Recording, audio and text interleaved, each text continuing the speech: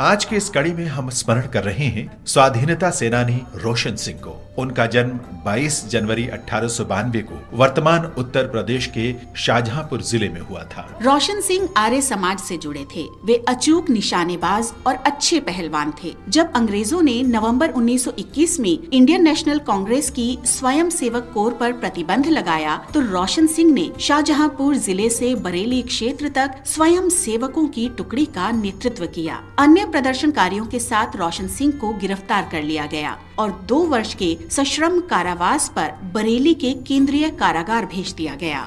Jail से रिहा होने के बाद रोशन सिंह राम प्रसाद बिस्मिल से मिले और हिंदुस्तान रिपब्लिकन एसोसिएशन यानी HRA में शामिल हो गए। वहां रोशन सिंह को एसोसिएशन के युवाओं को निशानेबाजी सिखाने का कार्य सौंपा गया।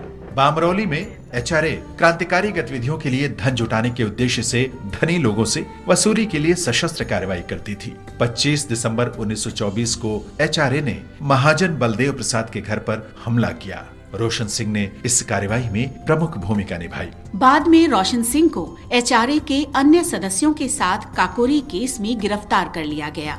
रोशन सिंह ने इलाहाबाद की नैनी जेल से अपने रिश्तेदार हुकुम सिंह को पत्र लिखा। मनुष्य का जीवन भगवान की श्रेष्ठ रचना है और मैंने इस रचना के लिए बलिदान देकर ये सिद्ध किया है। मैं अपने गांव नवादा का पहला व्यक्ति हूँ जिसने आप सबको, अपने भाई बहनों को गौरवान्वित किया है। इस नश्वर मानव शरीर के लिए पश्चाताप क्यों करना? किसी न किसी दिन तो ये समाप्त होना ही है। मैं प्रसन्न हूँ कि अंतिम क्षणों में ध्यान लगाने के लिए ज्यादा से ज्यादा समय व्यतीत कर रहा हूँ। मैं जानता हूँ कि जो अपना कर्तव्य निभाते हैं या धर्म के लिए आत्मत्याग करते हैं उसे सदा के लिए मोक्ष प्राप्त हो जाता है। आपको मेरी मृत्यु के लिए चिंता करने की आवश्यकता नहीं है। मैं भगवान की गोद में शांतिपूर्वक सोने जा रहा हूँ। रोशन सिंह, राम प्रसाद बिस्मिल, राजेंद्र नाथ लाहिड़ी और अशफाक उल्लाह खां 19 दिसंबर 1927 को शहीद हुए। महान स्वाधीनता सेनानियों को शत शत नमन।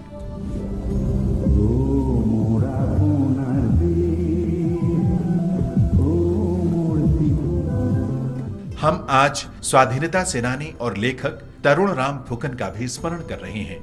उनका जन्म 22 जनवरी 1877 को आसाम के गुवाहाटी में हुआ था। देश के लिए असीम प्रेम के लिए उन्हें आदर के साथ असम का देशभक्त कहा जाता है। जब महात्मा गांधी के नेतृत्व में असहयोग आंदोलन के दौरान स्वाधीनता आंदोलन तेज हुआ तो उन्होंने वकालत छोड़ दी और स्वतंत्रता आंदोलन में शामिल हो गए। उन्होंने आसाम में इंडियन नेशनल कांग्रेस की स्थापना में महत्वपूर्ण भूमिका निभाई। 1921 में महात्मा गांधी ने असम की यात्रा की और गुवाहाटी के भरालू मुख में ठहरे। फुकन गांधी जी के विश्वस्त सहयोगी थे। उन्होंने विदेशी वस्त्रोदाह यज्ञ भी किया और उसके साथ विदेशी चीजों की होली जलाई। जब अंग्रेजों ने कांग्रेस को अवैध संस्था घोषित किया तो फुकन को गिरफ्तार कर लिया गया। वे नवंबर 1922 तक जेल में रहे।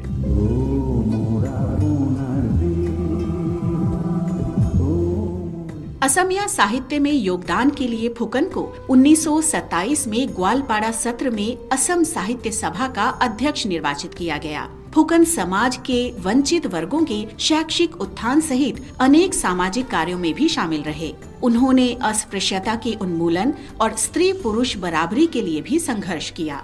वे महिलाओं से राष्ट्रीय कार्यों में सक्रिय भूमिका निभाने के लिए कहा करते थे। उन्होंने असम में खादी और अन्य स्वदेशी वस्तुओं के उपयोग को लोकप्रिय बनाया। तरुण राम फुकन 28 जुलाई 1939 को मृत्यु तक राष्ट्रीय हित के कार्यों में संलग्न रहे। भारत माता के इस सपूत को हमारी विनम्र श्रद्धांजलि।